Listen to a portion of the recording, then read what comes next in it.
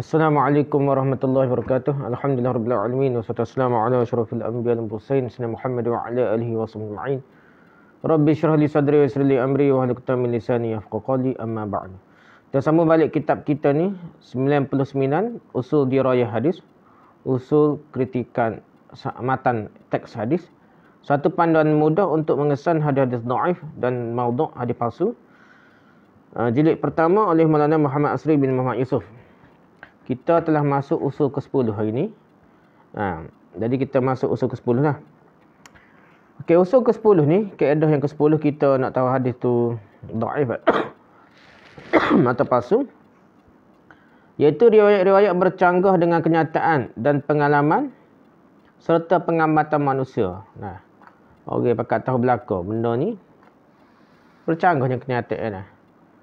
Dah saing ke gapo bercanggah, terang-terang bercanggah. Jadi benda tu nampak bercanggah betul, kita kena ragui hadis tu lah. Kena ayat dhaif dulu dah. Kena ayat dhaif dulu. Kalau nampak berat benar, baru pergi palsu dah. Ya, kaedah dia hadis ni ya pergi dhaif dulu. Tambah-tambah lagi lah berasa pelik dah, bercanggah dengan kenyataan. Seperti terung adalah penawar segala penyakit dan lain-lain. Tegur-tegur ni sejuk dah, sakit orak dah. Jadi penawar segala penyakit pelik dah. Jadi kita kena sanksi tu. Antara contoh yang boleh diketengahkan untuk usul ini ialah contoh pertama dah. Al-bazinjanu lima ukila lahu. Al-bazinjanu lima ukila lahu. Maksudnya terung baik untuk apa sahaja tujuan ia dimakan dah. Terung baik untuk apa sahaja tujuan ia dimakan, terung dah. Sedekah kita tahulah, sakit orak lah, protein beranak gapo gak, sakit tubuh lah. Okey, rujukannya As-Sakhawi dalam Maqasidul Hasanah jilid 1 muka 178. Ni pun kitab khusus untuk hadis dhaif dan palsu lah. Maqasidul Hasanah. Dapat Az-Zarkashi la'aliul Mansurah muka 150. Dan Al-Ajaluni Kashful Khafa' lah. Jilid 1 muka 178. Ni cerita pasal hadis dhaif dan palsu belaka sekarang ni. Kitab-kitab ni lah. Okey, komentar dia lah. Komentar pertama As-Sakhawi berkata, hadis ini karut, tidak berasas sama sekali. Meskipun pengarang kitab Tarikh Balkh telah mengemukakan isnadnya. Ada seorang kitab tu nama Tarikh Balkh, ia baru sanad, ada sanad. Tapi Imam Sakhawi kata karut dah. Kata Syekh kami yang Hafiz Ibn Hajar, Sakhawi ni anak murid kepada Ibn Hajar. Ibn Hajar Al-Asqalani, atuk guru lagi lah. Lepas tu Imam Suyuti ke apalah, bawah anak murid belakang bawah lagi lah. Jadi hak tok guru besar je Ibn Hajar Asqalani ni. Saya tidak mengetahui tentangnya. Hafiz Ibn Hajar ni alim bukan main lah. Tiba-tiba dia kata tak tahu tentangnya. Tetapi saya telah menemuinya dalam salah satu ajza' riwayat Abi Ali Ibn Ziraq dengan lafaz. Ibn Hajar Asqalani kata satu ajza', juzuk-juzuk. Dia ada satu kitab ni panggil juzuk-juzuk ajza' dah. Satu bab topik lah, kita kata macam satu kertas hijau, satu artikel dah. Ajza'. Riwayat Abi Ali Ibn Ziraq dengan lafaz al-bazinjanu shifa'un wala da'a fihi. Permasuk terung adalah penawar, tiada sebarang penyakit padanya, wala da'a fihi dah. Hadis ini juga tidak sahih. Ibn Hajar Asqalani kata, saya telah mendengar beberapa orang hufaz berkata, ia hasil rekaan puak-puak zindik. Hadis tak sahih ni bukan masuk dhaif saja dah. Banyak juga dimasukkan ulama hadis ni, dia sebut tu sahih tapi maksudnya hadis tu palsu dah. Sebab Ibn Hajar kata, beberapa orang hufaz kata hasil rekaan puak-puak zindik dah. Dan rekaan ni palsu dah. Jadi kita jumpa dia kitab sebut tidak sahih tu tidak bermaksud. Tengok intonasi je. Kalau dia maksud nak kata berat ni, dia bukan lagi maksud dhaif biasa, dia pergi pada palsu lah macam ni dia.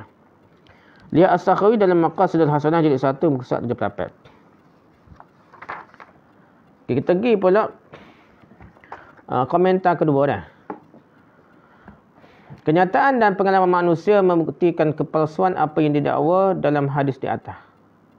Sekiranya seseorang jahil memakan terun dengan maksud supaya menjadi alim ni.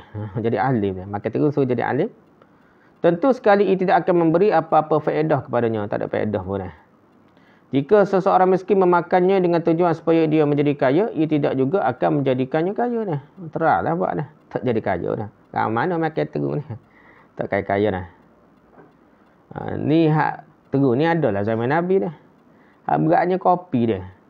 Habib ke apa ni ada fadilat kopi, khasiat kopi lagi ni dah. Ada dalil macam-macam lah. Ada pahala ada apa dah. Sedangkan kopi ni lepas tu berapa ratus tahun lepas tu baru orang makan dia. Sebelum tu tak ada kopi pun dah.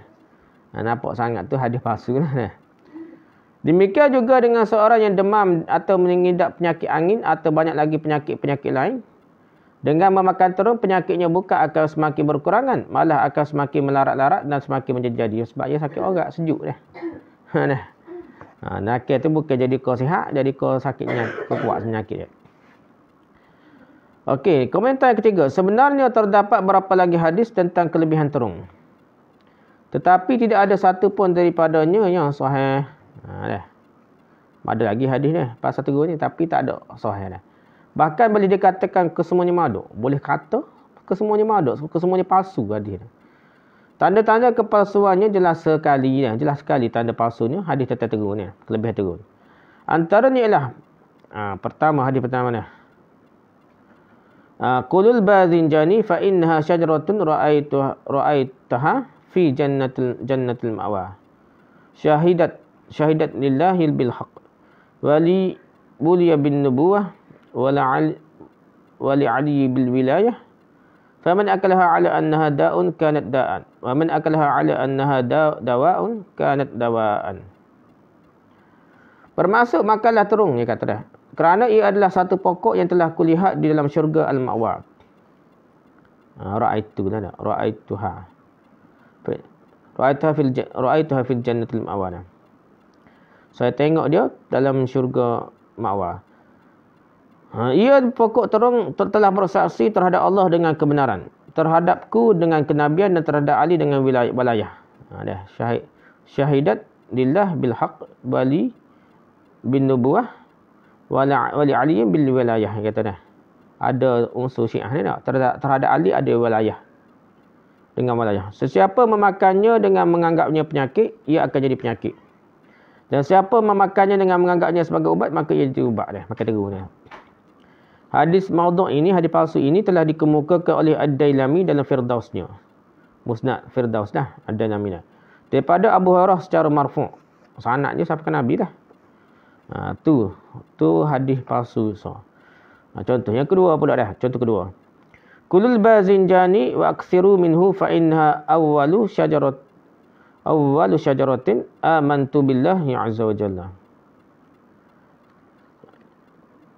Amanat billahi azza wa jalla. Bermaksud makanlah terung sebanyak-banyaknya, kerana ia adalah pokok yang mula-mula sekali beriman kepada Allah azza wa jalla. So, makan terung banyak sebabnya pokok yang mula-mula beriman pada Allah ni pokok terung ni. Hadis ni pun hadis maudhu' lah. Hadis maudhu' ini juga telah dikemukakan oleh Ad-Dailami dalam kitab yang sama daripada Anas bin Malik. Ni kadang-kadang dia suhu pokok tokoh sufi ni, kitab-kitab dia rujuk hadis-hadis kitab-kitab gini, dia tidak rujuk kitab-kitab hadis Sahih Bukhari, Sahih Muslim. Ada kitab-kitab sufi ni, kitab Ad-Dailami, Musnad Firdaus, Ad-Dailami, Hak Ibrahim ni lah. Okey. Daripada Anas bin Malik lah, tapi hadis maudhu' ni. Lihat Al-Firdaus bin Ma'sur Al-Khitab jilid 3 muka surat 244, Kashful Khafat jilid 1 muka surat 278 hingga 279. Okay, para ulama hadis bahkan telah berijma' bahawa hadis-hadis tentang kelebihan terung semuanya maudhu'. Jadi ijma' sepakat dah. Semua hadis kelebihan terung adalah palsu belaka dah. Itu sepakat ulama dah. Okey, contoh kedua. Akzabun nasi as-sabbaruna was-sawwaruna. Maksudnya manusia yang paling dusta ialah tukang celup dan tukang emas. Hadis riwayat Ahmad, Ibn Majah dan Baihaqi daripada Abu Hurairah.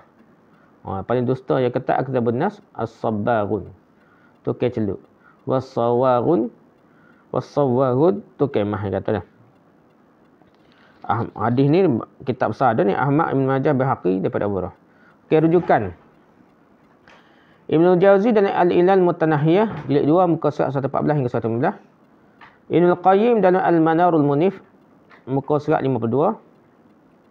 Muhammad Tahir Al-Fattani Al-Hindi Tazkiratul Mawdu'at muka surat 170. Al-Albani dalam Silsilatul Ahadits Ad-Dha'ifah jilid 1 muka surat 274 dah. Okey, komentar hadis ni lah. Komentar pertama, Abu Hatim Ibn Jauzi, Ibn Qayyim, Muhammad bin Tahir Al-Fattani, Al-Hindi, Albani dan lain-lain mengatakan hadis ni maudhu'. Oh, dah ramai Bukit Albani sorry Ibn Jauzi, Ibn Qayyim.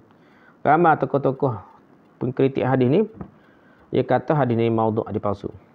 Komentar kedua, kata Ibn Qayyim, hadis ini bercanggah dengan kenyataan. Kerana dusta terdapat berkali-kali ganda lebih banyak pada golongan selain mereka dah.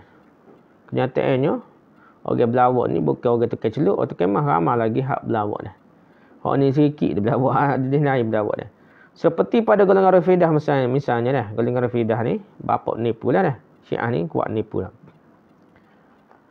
Mereka adalah makhluk Allah manusia yang paling kuat berdusta dah. Jadi Rafidah ni lebih kurang Yahudi dah, paling kuat berdusta dah. Demikian juga tukang teka tenun dan ahli-ahli nujum ni kuat lagi berdusta berbanding tukang celuk dia tekan mah. Dah tukang teka tenun, tukang ahli nujum ni banyak lah. 1 betul 199 belawak dah gitu kita kata dah. Lihat Ibn Qayyim dalam Al-Manarul Munif muka surat 45. Jadi kenyataannya tak betul lah. Banyak salah ramai lagi pok-pok yang lebih banyak dusta berbanding dengan tukang celuk dia tukang mah.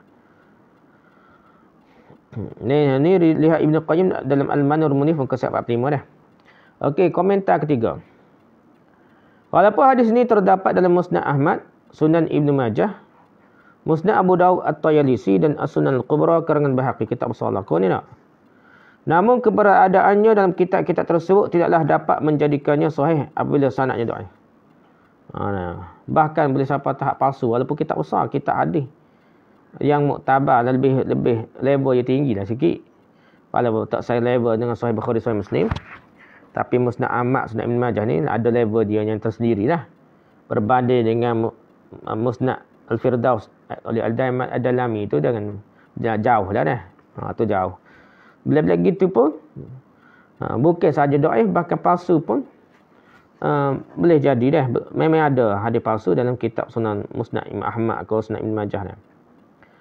Di dalam sanadnya ada Farqad bin Ya'qub As-Sabakhi. Dalam hadis ni ada perawi namanya Farqad bin Ya'qub As-Sabakhi, meninggal 131 Hijrah. Dia seorang perawi dhaif. Di dalam sanad Ibn Majah selain ada Farqad dalamnya ada juga Umar bin Harun. Umar bin Harun adalah seorang perawi telah dikatakan pendusta oleh Ibn Ma'in dan lain. Kalau Ibn Majah tu memang jelas nama ni Umar bin Harun ni pendusta lah. Pendusta oleh Ibn Ma'in. Lihat Mizan al-I'tidal jilid 3 muka surat 345 hingga 346 dan 228 hingga 229 dah. Mizan al-I'tidal.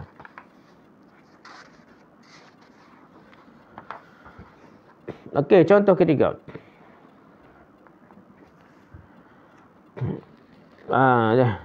Contoh ketiga, innal arda ala sakhrati wa sakhratu ala qarni thawrin.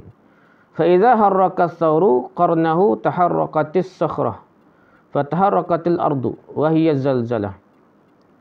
Maksudnya sungguhnya bumi ini berada di atas satu batu besar. Bumi ini atas satu batu besar. Batu besar itu berada di atas tanduk lembu pula tak? Dah lah. Bumi atas batu besar, atas batu tak? Lepas tu berada di atas tanduk lembu pula batu tu nah. Bila lembu itu menggerakkan tanduknya, nah. Harrakas sauru qarnahu. Bergeraklah batu besar tadi dia. Taharraqatis sakhrah. Bergeraklah batu besar tadi, maka bergeraklah pula bumi itu. Fataharraqatil ardu. Itulah gempa bumi ni. Wahiyya zalzalah. Rujukan Ibn Qayyim Al-Jauziyah dalam Al-Manarul Munif muka surat 67. Mulla Al-Qari dalam Al-Asrarul Marfu'ah fil Akhbarul Mawdu'ah muka surat 450. Okey, komentar dah. Pertama, sains moden dan pengalaman manusia melalui pengembaraan mereka menggunakan pelbagai jenis kenderaan yang pantas ke segenap pelosok bumi hari ini. Demikian juga pengembaraan mereka ke angkasa lepas dan teknologi satelit yang begitu canggih membuktikan dengan sejelas-jelasnya kekarutan kandungan apa yang disebutkan sebagai hadis ini. Semua kata orang pelik, belawak dah hadis ni lah.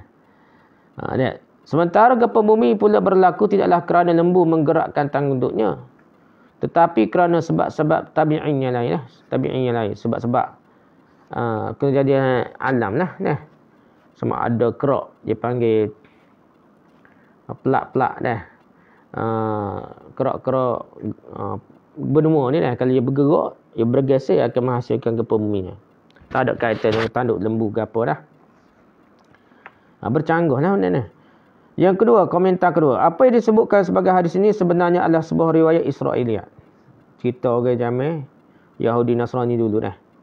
Ia langsung tiada kaitan dengan sumber rujukan Islam yang autentik. Sama ada berupa Al-Quran dan ataupun hadis sahih tak ada, tak jumpa dah. Yang adanya sebenarnya bersumber daripada Israiliyat, daripada orang-orang cerita dongeng. Orang Yahudi dan orang Nasrani, Kristian. Komentar ketiga. Walaupun riwayat tersebut dan riwayat Israiliyat seumpamanya menghiasi banyak halaman kitab-kitab tafsir lama. Ini masalah. Kitab tafsir lama, walaupun muktabar kita kata pun, yang ada cerita-cerita Israiliyat ini. Namun itu tidak lebih daripada contoh kedustaan dan kebohongan yang dikaitkan dengan Rasulullah SAW dan para sahabatnya yang mulia. Nah, kalau berbual kitab sastra mana pun, benda tu dusta, benda tu bohong ke atas Rasulullah SAW dan sahabat dah. Kerana itulah riwayat-riwayat seperti ini telah dikritik, dibantah dan ditolak oleh sekian ramai ahli tafsir muhaqqiqin dari dulu hingga ke hari ini. Ya, dulu bukan dah ni. Dulu tokoh-tokoh tafsir hak hebat dia akan kritik kita ni karut kata dah. Tambah-tambah hak moden ni, muhaqqiqin dan moden lagi lah dah. Ibnu Atiyah berkata semua riwayat-riwayat itu dhaif, tidak sabit sanadnya. Demikian juga kata Abu Hayyan Al-Andalusi. Dia sebut dhaif tu bukan dhaif biasa. Cuma dia beringatlah tak mudah-mudah cepat mempalsukan hadis. Tapi dia sebut tu banyaknya adalah nak ayat berat benar hadis tu, bukan dhaif main-main. Dhaif sampai pada palsu ataupun dekat dengan palsu. Al-Allamah Al-Alusi pula dalam tafsirnya Ruhul Ma'ani dengan tegas berkata dah. Pendapat yang paling kuat tentangnya adalah ia merupakan riwayat-riwayat palsu. Dah. Atas dunia ni, atas batu lepas atas bumi ni, semua tu adalah riwayat palsu dah. Lihat tafsir Ruhul Ma'ani jilid 11 muka surat didapat oleh Al-Alusi lah. Ni pun pekat ke dia dah. Berapa ratus tahun dah baru meninggal dah. Mantan Syekhul Azhar Muhammad Sayyid At-Tantawi di dalam tafsirnya berkata dah, tafsir Tantawi dah. Riwayat-riwayat seperti itu tidak boleh dijadikan pegangan kerana kelemahannya. Lihat tafsir Al-Wasit jilid 15 muka surat 39. Tafsir ni. Tafsir Tantawi, tafsir Al-Wasit, tafsir Al-Wasit. Dia banyaklah sekolah kuliah bagi. Dia sebar dah. Jadi hak ni tak boleh menjadi pegangan dah. Seterusnya Syekh Muhammad Abu Syahbah pula menyenaraikan riwayat dikemukakan sebagai contoh ketiga di atas dan riwayat-riwayat lain sepertinya sebagai riwayat-riwayat Israiliyat dan maudhu' palsu dalam buku beliau yang bernama Al-Israiliyat wal Mawdu'at fi Kutubit Tafsir. Jilid lihat muka surat 305 306. Tadi Muhammad Abu Syahbah ni tokoh Syekh Azhar apa dan dia ni dia ada kitab, dia ada beberapa orang tokoh di Azhar ni dia buat kitab tentang cerita Israiliyat. Dan dalam kitab ni nama kitabnya Israiliyat wal Mawdu'at fi Kutubit Tafsir. Israiliyat dan hadis palsu maudhu' dalam kitab-kitab tafsir dah. Itu Muhammad Abu Syahbah. Suruhlah buku ni. Habislah usul ke-10. Kita masuk usul ke-11 pula. Usul ke-11 dah. Riwayat-riwayat yang bercanggah dengan akal yang sihat dan sejahtera juga tidak sahih. Dah. Bercanggah dengan akal sihat dan sejahtera. Dia tak sahih lah riwayat tersebut dia. Akal sihat kata itu logik dah. Boleh dikatakan akal yang sihat dan sejahtera itulah yang menjadi asas utama bagi kesemua usul dirayah yang lain dah. Yang penting bagi orang berfikir, dia tak akan mudah terima hak pelik-pelik dah, karut-karut ni. Tapi orang tak mikir, tak guru ajar ke, ustaz ajar, dia kira terima telegok dah. Dia boleh juga kita namakan sebagai hukum logik. Kena ada buah logik. Agama Islam ni agama logik. Bukan agama bertentangan dengan sains, bertentangan dengan logik dah. Cuma sains pun itulah, tidak. Dia ada yang basic asas. Ada yang terperinci, hak terperinci itulah yang maksudnya mungkin ada perubahan teori dia. Tapi hak biasa ni dah. Jadi terung ke apa perubatan tu dah orang tahu berlaku dah. Jadi bercanggah dengan akal sihat. Begitu juga riwayat-riwayat apa bumi di atas tanduk kerbau ni pun, hukum logik pun tak boleh nak terima dah. Jangan kita semental-mental tok guru ajar agak, ustaz bajar agak, kita terima bulat dah. Tak boleh lah. Guna akal kita, otak kita dah. Bagaimanapun akal yang jadi asas untuk usul dirayah itu hanyalah berperanan dalam perkara-perkara yang dapat dijangkaunya sahajalah. Akal-akal ni benda hak dia tak boleh jangkau lah. Dalam sifat Tuhan gapo Allah ketawa ke Allah gapo ke dah. Allah naik ke langit dunia gapo, terima seadanya.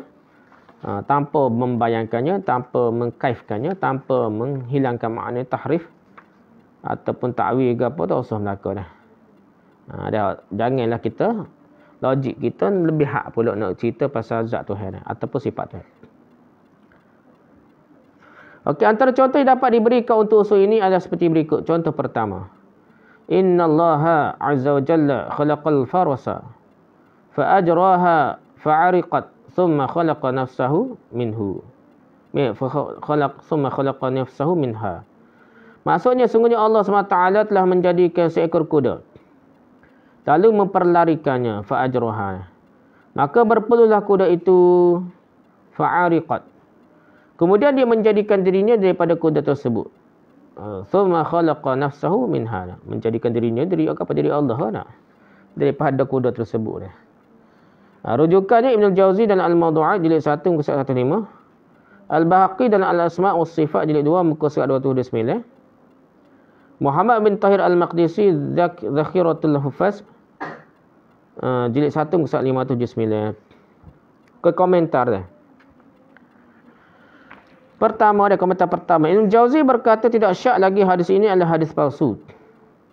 Seorang Muslim tidak akan mereka hadis seperti ini. Ini adalah antara contoh hadis maudhu' yang paling lemah dan paling teruk sekali dah. Bunyi ingat pelik benar. Tuhan berbuat daripada peluh kuda dah. Adalah suatu yang mustahil pencipta Tuhan menjadikan dirinya sendiri dah. Para ulama hadis telah menganggap Muhammad bin Syuja' sebagai pereka hadis ini. Ada nama perawi ya, Muhammad bin Syuja' ni pereka hadis ini lah. Okay, komentar yang kedua. Para ulama mutakallimin dan hukama bersepakat mengatakan hukum akal terbahagi kepada 3 bahagian. Pertama, hukum akalnya wajib. Yang kedua, mustahil. Dan yang ketiga, harus atau mungkin. Wajib menurut hukum akal ialah sesuatu yang tidak dapat terima akal tiadanya. Maksudnya wajib ada. Mustahil menurut akal ialah sesuatu yang tidak dapat terima akal adanya. Maksudnya mustahil ada lah. Tak mustahil, tak wujud, tak logik ada. Yang seterusnya harus atau mungkin menurut hukum akal ialah sesuatu yang dapat terima akal adanya atau tiadanya. Jadi makhluk kau apa ni, mungkin Allah buat, mungkin tak Allah tak buat. Tak ada pun ada kemungkinan. Mereka juga bersepakat mengatakan wajib menurut hukum akal Allah mempunyai segala sifat kamalat. Jadi segala sifat kamalat ni berarti segala sifat-sifat kesempurnaan. Maksud Allah mempunyai segala sifat kamalat, sifat kesempurnaan ialah Allah mempunyai segala sifat kesempurnaan mutlak. Tiada siapa pun yang menyerupai Allah atau menyamai Allah dalam mempunyai sifat-sifat kesempurnaan yang mutlak itu. Maksud wajib adanya segala sifat kamalat pada Allah ialah akal tidak dapat menerima tiadanya sifat-sifat kamalat itu padanya. Jadi sifat kamalat itu tak ada, tak terima. Akal kata terima semua sifat kesempurnaan. Kalau ada benda cerita hadis kita nampak tak sempurna Allah, maka hadis tu kena tolak lah dah. Okey, lepas tu ia mempunyai apa-apa sifat dan mustahil menurut hukum akal ianya Tuhan mempunyai apa-apa sifat kekurangan dan kelemahan seperti memerlukan sesuatu untuk menjadikan dirinya sendiri dan sebagainya. Perlu kuda jadi Allah ni dari Tuhan, bukan dia lah, karut cerita dah. Okey. Komentar ketiga. Mengatakan Allah SWT telah menjadikan seekor kuda, kemudian dia menjadikan dirinya daripada kuda tersebut, tentu sekali tidaklah masuk akal. Ia seperti berkata Abdullah adalah ayah Ahmad, dan dalam masa yang sama dia juga anak Ahmad dah. Abdullah ayah Ahmad. Ni Abdullah pun anak Ahmad juga dah. Jadi benda tu bercanggah dah. Tu jadi cucu pula, pelik lah dah. Komentar keempat. Ibn Adi berkata, Muhammad bin Syuja' yakni Abu Abdullah As-Salji meninggal 260 Hijrah adalah seorang pereka hadis. Dari kalangan musyabbihah. Dalam dia mereka hadis, dia ni musyabbihah, mentasbihkan, menyamakan Allah dengan makhluk. Dia sengaja mereka hadis seperti itu. Kemudian mengaitkannya dengan ahli hadis dengan maksud memburuk-burukkan nama baik mereka. Boboh, perawi yang bagus ni. Demikian juga kata Al-Bahaqi. Imam Bahaqi berkata benda sama. Lihat Ibnu Adi Al-Kamil fi Du'afa Ar-Rijal jilid 7 muka surat 550 hingga 551. Al-Maqrizi dalam Mukhtasar Al-Kamil fi Du'afa Ar-Rijal muka surat 699 hingga 700. Az-Zahabi dalam Mizan al-I'tidal fi Naqdur Rijal jilid 3 muka surat 577 hingga 579. Jadi hadis ni palsu lah dah. Perawi-perawi berat-berat. Okey, contoh kedua. Anba'ana Yahya bin Ali al-Mudabbar. Abu Muhammad bin Abi Osman qala anba'ana Abu Ahmad bin Ubaidillah bin Muhammad al-Gharadi, yani al-Qurtubi. Qala hadatsana Abu Salih Sahal bin Ismail at-Tursusi. Qala hadatsana Zakaria bin Yahya as-Saji. Qala hadatsana Ar-Rabi' bin Sulaiman. Qala hadatsana Asy-Syafi'i. Qala qila li Abdurrahman bin Zaid bin Aslam. Haddatsaka abuka an jaddika anna Rasulullah sallallahu alaihi wasallam qala inna safinata Nuhin tafat bil baiti sab'an wa sallat khalfal maqami raka'ataini. Qala na'am. Maksudnya Abdurrahman bin Zaid bin Aslam pernah ditanya orang, benarkah ayahmu telah meriwayatkan padamu daripada datukmu bahawa Rasulullah SAW bersabda, sesungguhnya bahtera Nabi Nuh, kapal Nabi Nuh lah, telah bertawaf 7 kali di Baitullah. Tawaf ni kapal tawaf ni. Dan telah bersemayam 2 rakaat di belakang maqam Ibrahim. Jadi kapal pula semaya dah. Dah. Jawabnya ya dah. Okey, rujukan Ibn Jauzi dan Al-Mawdu'at jilid 1 muka surat 100. Ad-Dalami dalam Al-Firdaus bil Ma'thur Al-Khitab jilid 1 muka surat 238. Okey, komentar pertama.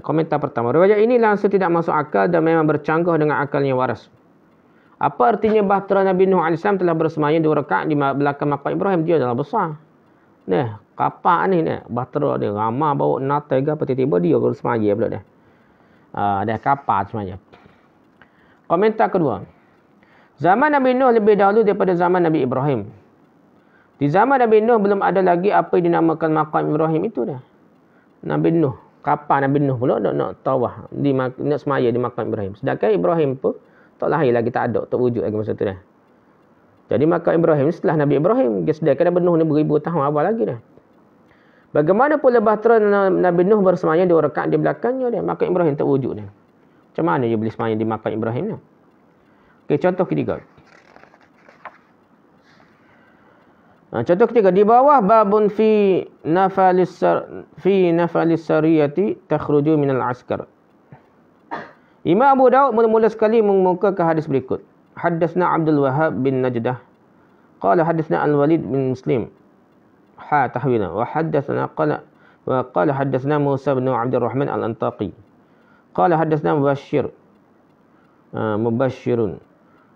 تحويلا وحدثنا محمد بن عوف الطائي أن الحكم بن نافع حدثهم المعنى كلهم عن شعيب بن أبي حمزة عن نافع عن ابن عمر قال بعثنا رسول الله صلى الله عليه وسلم في جيش قبل نجد وانبعثت سرية من الجيش فكان السهمان الجيش 12 بعيرا ونفل أهل السرية بعيرا فكان سهمانهم 13. Okey, bermaksud Ibn Umar radhiyallahu meriwayatkan kata beliau, Rasulullah SAW menghantar kami dalam satu pasukan tentera yang besar ke arah Najat. Daripada pasukan tentera yang besar itu dihantar pula satu pasukan kecil ke kawasan tertentu yang lain. Bahagian harta ghanimah rampasan perang yang diperolehi setiap orang daripada pasukan tentera yang besar itu ialah 12 ekor unta. Kepada setiap orang daripada peserta pasukan kecil pula diberikan seekor unta sebagai tambahan sagu hati dia. Maka bahagian yang diperolehi setiap orang daripada mereka pasukan kecil tadi ialah 13 ekor unta dah. Pasukan kecil ni boleh banyak lagi dah. Okay, rujukan rujuk pada Abu Daud Sulaiman bin Al-Ash As-Sijistani meninggal 275 Hijrah dan Sunan Abu Daud jilid 4 muka surat 372. Dalam Sunan Abu Daud ni nak kitab muktabar jugalah.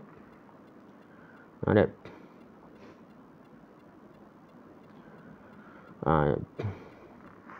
Okey dah, komentar. Pertama, isnad hadis Abu Daud ini meskipun sahih. Ada masalah dah. Sanadnya sahih, tetapi matanya tidak mahfuz, tidak terjaga, ada kesilapan dah. Kerananya ia dikira sebagai hadis dhaif juga. Bukan hadis tak sampai palsu tapi tidak sahih ni. Hadis dhaif nama pada. Okey, komentar kedua. Matan hadis atau isi kandungan hadis di atas adalah berdasarkan riwayat Syuaib daripada Nafi' daripada Ibn Umar. Walaupun Syuaib ada muttabi', ada penyokong sokongan lah, iaitu daripada Ibnu Abi Farwah. Syuaib ini ada muttabi' iaitu Ibnu Abi Farwah. Seperti diisyaratkan oleh Abu Daud dalam riwayat seterusnya, tetapi para muhaddisin, tok-tok guru hadis ni, bersepakat tentang Ibnu Abi Farwah sebagai seorang perawi matruk yang tidak terima periwayatannya, yang tertolak lah. Dan ada kata matruk ni maksudnya dia tertuduh. Dia bukan pasti pendusta, tertuduh menipu dah. Tertuduh berdusta dah. Tadi tidak sepakat, ada orang tuduh. Jadi matruk, perawi matruk ni berat jugalah, tertolak lah. Okey, komentar ketiga. Syuaib bin Abi Hamzah walaupun seorang perawi yang sahih dan merupakan salah seorang perawi 6 kitab utama hadis di kalangan ahli sunnah wal jamaah, tetapi beliau dianggap telah terkeliru waham dalam meriwayatkan hadis ni. Walaupun dia sahih, dia ada keliru, ada tersilap dah. Jadi bukan dia sengaja, dia tersilap. Komentar keempat. Riwayat Syuaib ini menyalahi riwayat sekian ramai murid Nafi'. Yang lain seperti Imam Malik, Al-Laits, Ubaidullah bin Umar, Ayub As-Sakhtiyani dan lain. Jadi Syuaib ni anak murid juga kepada Nafi' ni. Syuaib Imam Malik pun anak muridnya. Jadi anak murid belakang Syuaib Imam Malik ni ni. Al-Laits, Abdullah bin Umar, Ayub As-Sakhtiyani, semua ni anak murid kepada Nafi'. Tiba-tiba Syuaib ni riwayat pelik, dia tak serupa dengan orang lain lah. Sedangkan mereka ni lebih kuat daripada beliau ni. Malik, Laits, Abdullah bin Umar, Ayub As-Sakhtiyani lebih kuat daripada Syuaib. Perbezaan antara riwayat Syuaib daripada riwayat perawi yang lain daripada Nafi' terletak pada beberapa perkara berikut dia. Berbeza dengan riwayat yang lebih kuat lah. Anak murid yang lebih kuat. Anak murid Nafi' yang lebih kuat lah. Pertama, orang-orang lain tidak ada menyebutkan satu pasukan tentera besar Al-Jaishu yang dihantar ke arah Najat, lalu satu pasukan tentera kecil Sariyah yang merupakan sebahagian daripada pasukan besar tadi dihantar pula untuk satu misi yang lain. Tak ada sebut Al-Jaishu suku, As-Sariyah sukun, bangsa perang nak serai apa, kampung Taif ke apa, tak ada sebut. Lepas tu yang kedua, orang-orang lain tidak ada menyebutkan bahagian harta ghanimah, harta rampasan perang yang diperolehi setiap orang daripada pasukan tentera yang besar, ialah 12 ekor unta. Jadi dalam hadis-hadis lain tak ada cerita pasukan tentera besar boleh 12 ekor unta ni, tak ada sebut. Dan setiap orang daripada peserta pasukan kecil juga mendapat 12 ekor unta, selain seekor lagi yang diberikan pada setiap orang daripada mereka sebagai nafal. Aduhai.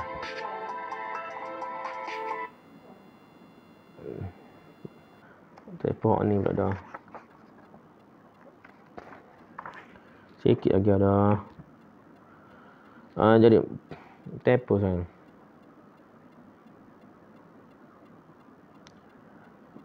Jadi pasukan kecil pula dapat banyak lagi dah. So, saya 12 ekor unta campur dengan seekor, jadi 13 ekor unta. Dengan itu bahagian yang diperolehi setiap orang daripada pasukan kecil tersebut ada 13 ekor unta, lebih banyak kan. Okey, komentar kelima. Riwayat Syuaib menggambarkan seolah-olahnya semua harta rampasan perang diperolehi pasukan tentera yang kecil. Tetapi ia dibahagikan juga kepada setiap peserta pasukan tentera yang besar. Riwayat Syuaib ni seolah semua harta rampasan perang bagi dia tentera kecil pun, tapi bagi juga setiap jadi serupa saat ni lah. Walaupun pasukan tentera yang besar tidak memperolehi apa-apa harta rampasan perang, mereka tetap juga mendapat ghanimah harta rampasan perang diperolehi di pasukan tentera kecil kerana dua sebab. Gini cerita ni soal riwayat Syuaib ni. Hak boleh harta rampasan ni bukan tentera besar, Tapi tentera kecil. Dah. Tentera kecil ke perangnya. Hak tentera besar ni ramai-ramai tak perang pun dah. Jadi tentera besar tak boleh gapo-gapo antara pasal perang. Apa kau je tak perang mana dah. Tak menang pun dah. Tapi hak kecil ni menang. Jadi mereka hak tentera besar ni, hak ramai-ramai ni, mereka juga tetap juga mendapat ghanimah harta rampasan perang diperolehi pasukan tentera kecil kerana dua sebab yang katanya. Pertama, kerana mereka dikira telah berkongsi dengan pasukan tentera kecil ni. Dia berkongsi, cuma dia bagi tugas, hak ni serah sini, hak ni serah sini. Dia berkongsi lah dah. Yang kedua, kerana mereka merupakan tulang belakang kepada pasukan tentera yang kecil ni. Jadi kalau jadi gagapo, dia penyelamatnya tentera hak besar ni. Gitulah cerita dia dah.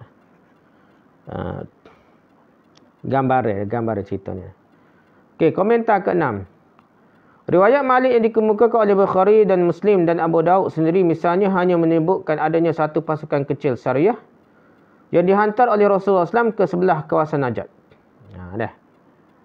Jadi ke sebelah kawasan timur Najat ni. Ialah ke Iraq tu. Jadi ada hantar pasukan perang tu memang sebutlah Sariyah, tapi tak ceritalah pasal rampasan perang banyak mana dah. Abdullah bin Umar juga ikut serta dalam pasukan itulah Sariyah tu dah. Lalu mereka memperoleh harta ghanimah yang banyak. Harta ghanimah ni harta rampasan perang yang banyak itu kemudiannya dibahagi ke antara mereka. Hasilnya ialah setiap orang daripada mereka mendapat 12 ekor unta. Dia sebut dah. Sebelum itu masing-masing daripada mereka telah pun diberikan oleh ketua pasukan seekor unta lagi sebagai nafar, pemberian tambahan yang diberikan sebagai sagu hati. Bermula boleh 12 dulu. Lepas tu tambah lagi seekor jadi 13 sagu hati. Jadi jumlah unta yang diperolehi setiap orang daripada mereka ialah 13 ekor unta termasuk yang diberikan sebagai nafar. Sebagai sagu hati. Dalam riwayat Malik ini langsung tidak disebut tentang satu pasukan besar yang mana pasukan kecil itu pada asalnya merupakan sebahagian daripada pasukan besar. Tak disebut. Riwayat Malik ni anak murid lebih kuat hafalan dia berbanding Syuaib. Dia tak sebut pasal tentera kecil ni, Sariyah ni diambil daripada tentera besar. Dan dia tidak sebut dia kena bagi kepada tentera besar ni. Tidak juga disebutkan dalamnya harta ghanimah dibahagikan kepada semua pasukan tentera. Termasuk yang besar dan yang kecil bagi belaka, tak ada sebut. Apa yang disebutkan hanyalah tentang satu pasukan kecil dan pembahagian harta ghanimah, harta rampasan perang antara mereka sahaja, antara pasukan kecil sahaja. Tak bagi dengan tentera besar. Tidak lebih dari itu dah. Jadi pertentangan gitulah kita banding dengan riwayat perawi yang lebih kuat.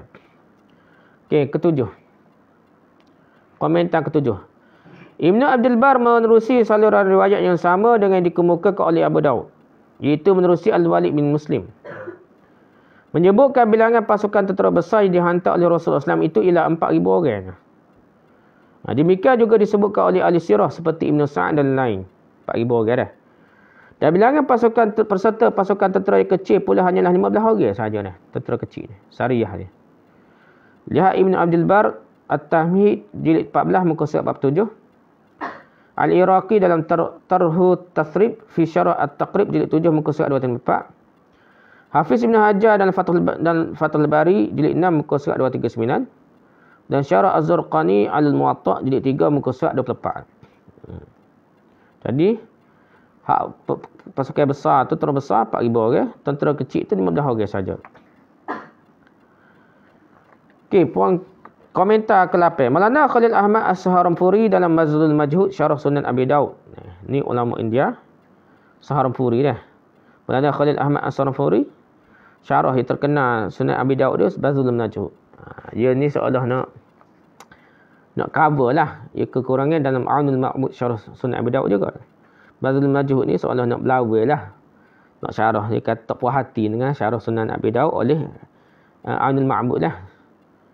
Jadi hak ni lebih detail lagi lah dari segi sanad perbahasannya. Okay, ia kata menulis dia. Ahli-ahli sirah menyebutkan jumlah harta ghanimah, harta rampasan perang berupa binatang. Ternakan ialah 200 ekor unta. Dan 2,000 ekor biri-biri dan kambing. 2,000 ekor biri-biri dan kambing. Ibnu Abdul Bar dalam riwayatnya berkata, bilangan pasukan tentera yang besar Al-Jaish ialah 4,000 orang. Dan bilangan pasukan tentera yang kecil Sariyah pula ialah 15 orang. Lalu Syekh Khalil Ahmad menimbulkan persoalan, bagaimana akan dibahagikan 200 ekor unta kepada 4,000 orang tentera? Kalau nak bagi 200 ekor, nak bagi 4,000 tentera, Nak kerak berapa dah seekor unta dah. Dan masing-masing daripada mereka pula mendapat 12 ekor unta. Tak menasabah bagi tentera besar sampai 12 ekor. Kalau 12 ekor dari 4,000 jadi berapa? Jadi 48,000 ekor unta sepatutnya baru boleh bagi 12 ekor unta seorang dah. Ini adalah satu perkara tidak masuk akal yang bercanggah dengan usul riwayat inilah. Lihat Bazul Majhud Syarah Sunan Abi Daud jilid 9 muka surat 450 dah. Kecualilah kalau dikatakan unta yang diperolehi mereka sekurang-kurangnya ialah 48,000 ekor unta, barulah logik nak bagi setiap seorang tentera tu 12 ekor unta, baru logik tak? 48,000 ekor unta banyak dah pula dah. Pada ketika itu barulah boleh dapat diterima akal untuk dibahagikan 12 ekor kepada setiap orang daripada 4,000 tentera tersebut dah. Atau lebih 60,000 ekor unta mengambil kira khumus. Khumus 1/5 daripada keseluruhan harta rampasan perang yang seharusnya dikeluarkan daripada harta rampasan perang. Jadi 1/5 kena beri ke kerajaan lah. Kita kata dah. Jadi kena 60,000 ekor lah baru boleh bagi. Cukup 48,000 nak bagi ke tentera dah. 1/5 ya. Nak cover dengan khumus untuk kerajaan lagi. Boleh juga terima kalau dikatakan 200 ekor unta itu yang diperolehi pasukan tentera kecil sahaja, tanpa mengambil kira unta yang diperolehi pasukan tentera yang besar juga. Jadi, kira tentera bagi tentera kecil. Bukan bagi belakang. 200 ekor unta tu boleh bagilah tentera sikit ni dah. Dah. Kalau 15 orang logik lah dah. Mungkin juga riwayat ini diringkaskan oleh perawi sebenarnya dah. Dia tidak menyebutkan jumlah unta yang diperolehi pasukan tentera yang besar. Tetapi semua itu tidak lebih daripada andaian semata-mata. Yang jelasnya ialah jumlah selebihnya tidak tersebut dalam mana-mana riwayat lain. Itulah sebabnya para ulama hadis tidak menganggap riwayat Syuaib daripada Nafi' daripada Ibnu Umar itu sebagai hadis mahfuz. Jadi tak terjaga, tersilap lah maksudnya. Hadis itu ada dhaif kerana tersilap, perawi yang silap. Tidak terjaga, tidak mahfuz. Okey, komentar ke-9. Riwayat Syuaib daripada Nafi' daripada Ibnu Umar itu tidak dapat terima berdasarkan kaedah dirayah kerana ketidaklogikannya, tak logik. Ia jelas menempati usul ke-11 yang sedang dibincangkan sekarang. Ketidaklogikannya terletak pada kenyataan yang tersebut dalamnya bahawa 200 ekor unta telah dibahagikan kepada 4,000 orang tentera. Dan masing-masing mereka mendapat 12 ekor unta. Jadi, tak logik situ dah. Kena 48,000 ke atas atau 60,000 ekor unta. Yang rampasan perang baru boleh bagi 12 ekor unta seorang dah. Ini adalah sesuatu yang tidak logik lah dah. Kerana itulah Imam Nawawi berkata apa yang tersebut dalam riwayat di atas adalah akibat kesilapan perawi. Walaupun dalam kitab sekali perawi itu nampak sahih dah. Perawi Syuaib ni orang bagus. Tapi dia tersilap dah. Tidak mahfuz riwayat dia. Kerana bertentangan dengan riwayat anak-anak murid yang lebih besar. Anak murid Nafi' yang lebih besar. Seperti Imam Malik dan sebagainya bercanggah riwayat dia dengan riwayat Syuaib ni lah. Komentar ke-10. Menurut ahli-ahli sirah, ahli-ahli sejarah ni, Sariyah ni atau pasukan tentera kecil berkenaan dikenali sebagai Sariyah Abu Qatadah. Nama ada nama dia, Sariyah Abu Qatadah. Ia telah dihantarkan oleh Rasulullah SAW pada tahun ke-8 Hijrah sebelum pembukaan kota Mekah lagi. Bukan masuk kait dengan perang Hunain ke perang apa hak beribu tu dah. Dia ni tak ada kaitan dengan perang lain. Dia hanya sebelum pembukaan kota Mekah lagi dah. Tujuannya ialah menyerang kabilah Ghatafan yang tinggal di Khadirah, satu kawasan di sebelah Najd. Dia bukan kait dengan tu, kait dengan kabilah Ghatafan yang tinggal di Khadirah, di sebelah Najd dah. Nak suruh satu kapal tu je. Pasukan ini terdiri daripada 15 orang lah, atau menurut setengah pendapat 16 orang peserta, dan ia dipimpin oleh Abu Qatadah, komander perang dia Abu Qatadah. Sariyah Abu Qatadah telah memperolehi kejayaan yang besar dalam operasinya itu. 200 ekor unta dan 2,000 ekor kambing dan biri-biri adalah antara yang diperolehi mereka sebagai ghanimah, sebagai harta rampasan perang. Dah. Komentar ke-11. Untuk menyatakan kesilapan dan tidak mahfuznya, tidak terjaga, tersilap. Apa yang terdapat dalam riwayat Syuaib daripada Nafi', daripada Ibnu Umar, itulah. Imam Abu Daud sendiri telah mengemukakan beberapa riwayat lain selepasnya. Jadi, tidak semestinya ulama hadis ni berbeza kitabnya sahih belakang. Kadang-kadang ada juga perbanding. Ada riwayat duduk berepek belakang. Ni lain, cerita lain. Ni cerita lain. Bagi kita sendiri nak kaji. Lepas tu kalau tuan kita tak cerita tak. Tapi kita buat perbandingan lah. Antara riwayat dikemukakan oleh beliau ni, oleh Imam Abu Daud tu, ialah riwayat Ibn Ishaq, Malik, Ubaidullah bin Umar dan Al-Laits. Daripada Nafi', daripada Ibn Umar. Sanad hampir sama lah.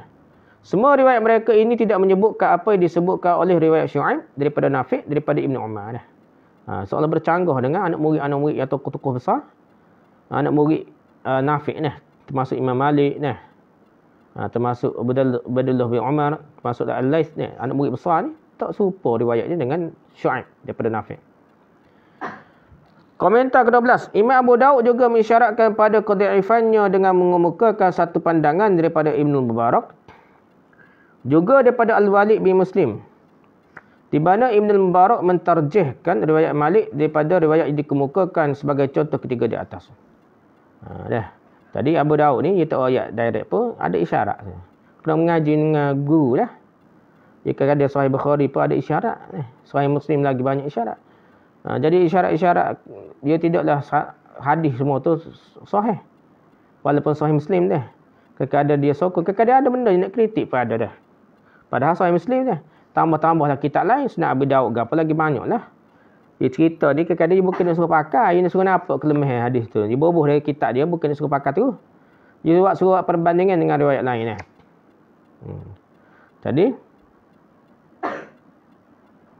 Jadi Abu Daud pun, dia ada pandangan Ibn Mubarak daripada Al-Walid bin Muslim, di mana Ibn Mubarak mentarjihkan riwayat Malik.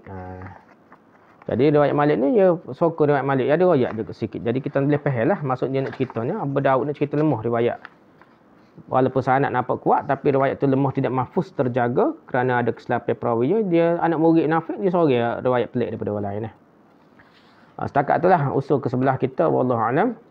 Subhanakallahumma wa bihamdika, subhanakallahumma wa bihamdika, subhanakallahumma wa bihamdika, asyhadu an la ilaha illa anta, astaghfiruka wa atubu ilaik. Assalamualaikum warahmatullahi wabarakatuh.